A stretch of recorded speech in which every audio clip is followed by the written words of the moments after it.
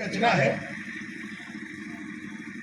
जो एकांगी लगेगी आपको, लेकिन इसमें आप मेरे शहर को पूरा हिंदुस्तान समझें, अपना शहर भी समझें। ये सिर्फ मेरे शहर की कहानी नहीं है। विक्टर ह्यूगो ने कहा है कि जिस चीज का समय आ जाता है वो आकर रहती है। क्या बात, हम भी मानते हैं, लेकिन सवाल ये है कि उस चीज के लिए हमने कीमत कितनी चुकाई।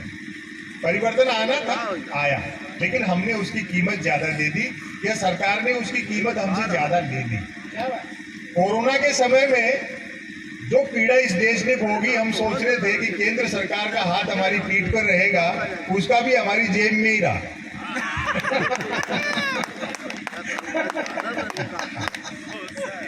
लोग कहते हैं कि हिंदुस्तान बदल गया, निश्चित बदला है, लेकिन उसके लिए कीमत ज्यादा दे दी। एक्सप्रेस हाईवे से 10 किलोमीटर नीचे उतरो, हिंदुस्तान आज भी भाई 15 रुपए में पानी की बोतल मिलती है तो तरक्की नहीं है। प्रजातंत्र के गाल पर तमाचा है कि सरकारें 70 साल में देश की जनता को शुद्ध पानी नहीं पिला पाई, और ऊपर से देश का दुर्भाग्य देखिए, अरबों रुपए का आईपीएल उसी देश में खेला जाता है जिसमें करोड़ों बीपीएल बसते हैं।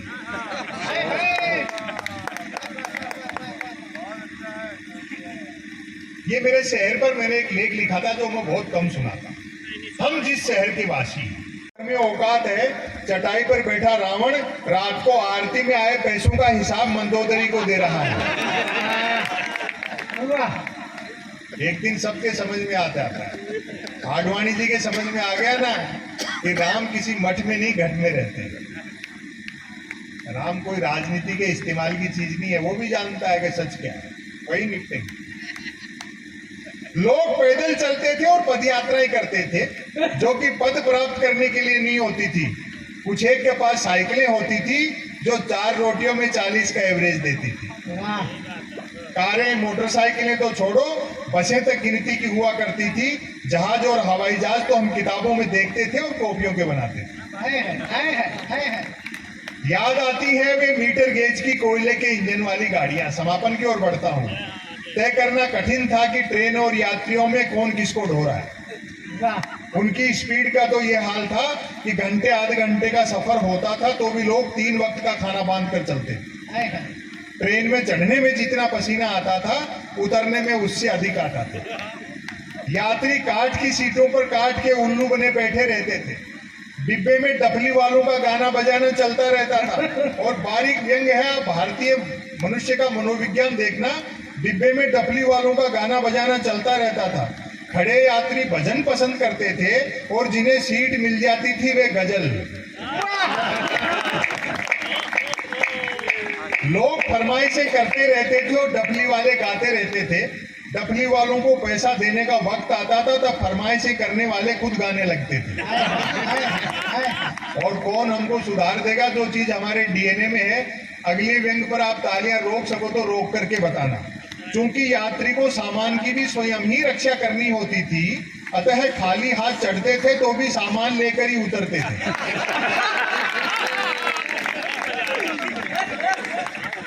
चिट्ठी पत्री का दौर था। एसएमएस ईमेल वाले क्या जाने पत्र लेखन का स्वाद। और हमारे एक बड़े शायर है उदय प्रताप सिंह जी, जो समाजवादी पार्टी के सांसद भी रहे, उनका एक शेर है कि मोबाइलों के दौर के आशिक को क्या पता, रखते थे कैसे खत में कलेजा निकालकर। चिट्ठी पत्री का दौर था। एसएमएस ईमेल वाले क्या जाने पत्र लेखन का स्वाद। पत्रों में व्याकरण अशुद्ध होते हुए भी आचरण शुद्ध होता था। मैंने तो स्वयं कई बार अपने पिताजी को चरण स्पर्श की जगह आशीर्वाद लिखा है। खत लिखता हूं खून से शाही न समझना, खत लिखता हूं खून से शाही ने समझना, अर्थात प्रेम पत्र लाल शाही से लिखकर अपने काव्य यात्रा का मिशन गा रहा हूँ।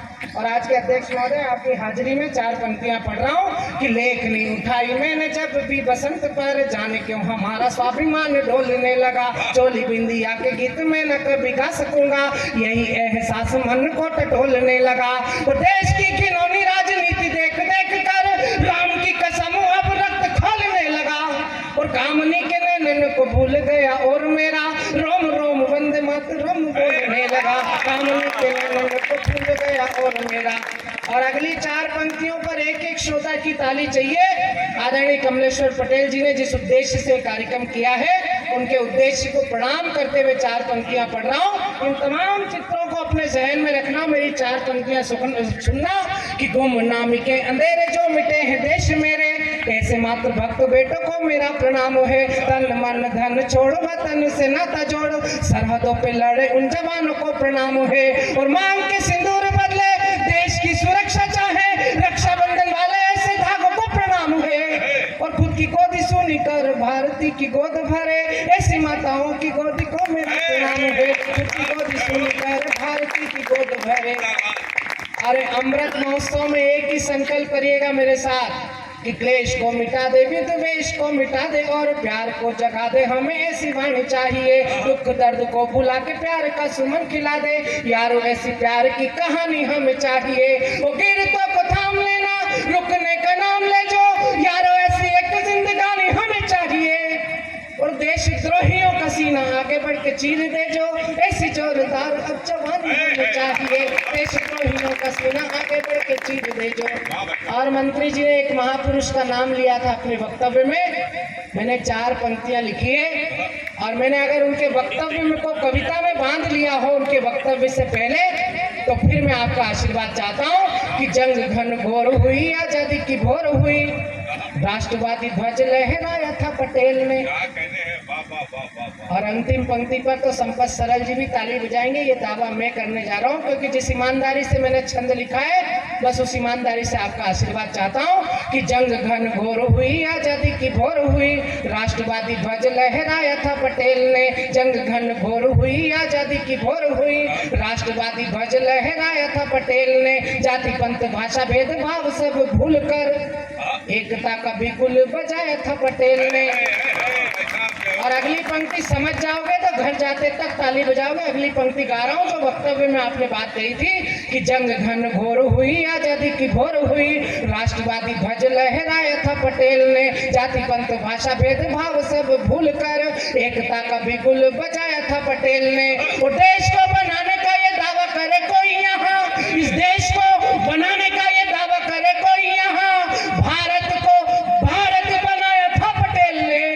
और कुछ उन्मादी आनाकानी करने लगे तो कान को मरोड़ समझाया था पटेल ने। कुछ उन्मादी आनाकानी करने लगे तो। और एक वक्तव्य आया जिस पर पूरे देश में हल्ला है।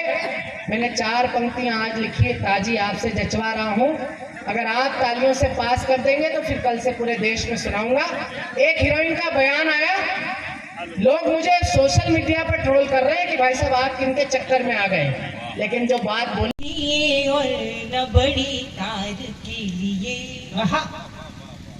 बंगले के लिए और न बड़ी कार के लिए, हीरे की अंगूठी न किसी हार के लिए, लड़ लूंगी झगड़ लूंगी बना लूंगी फिर तुझे, मना लूंगी फिर तुझे, मना लूंगी फिर तुझे,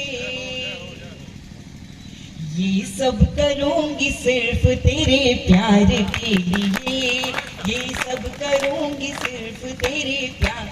अंकल आप मुझे ऐसे घूर घूर के मत देखिए, मुझे आपकी मूंछों से बहुत डर लग रहा है। आप चाहें तो इनके लिए 4 पंक्तियां पढ़ देती हूँ। एक बार जोरदार तालियां बजाकर मुझे मन दे दीजिए। दिनों की याद में शर्माए है दादा, बीते दिनों की याद में शर्माए है दादा।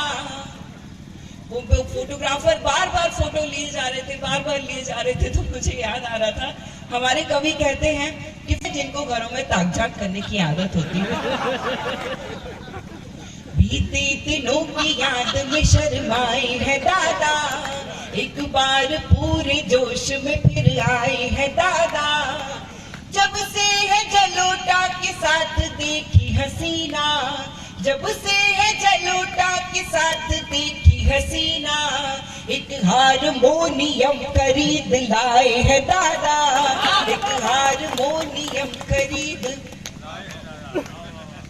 पे धमाकेदार ऑफर, जल्दी आएं और जल्दी लाभ पाएं। आपके शहर में महिलाओं और लड़कियों के लिए फैंसी ड्रेस की नई दुकान ग्लिज एंड ग्लैम में। हमारे यहाँ आपको मिलेंगे लेडीज और girl party wear, festival wear और डेली वियर ड्रेस, लहंगे, कुर्ती, साड़ी, सूट, शरारा, गरारा, प्लाजो, पैंट, दुपट्टा, ब्लाउज, क्रॉप टॉप, गाउन आदि नवीन किस्मों और डिजाइनों में बहुत ही सस्ती दरों पर उपलब्ध है। पता है Baidan Binnagar road, tiger inn hotel के पास, बैंक ऑफ महाराष्ट्र के बगल में।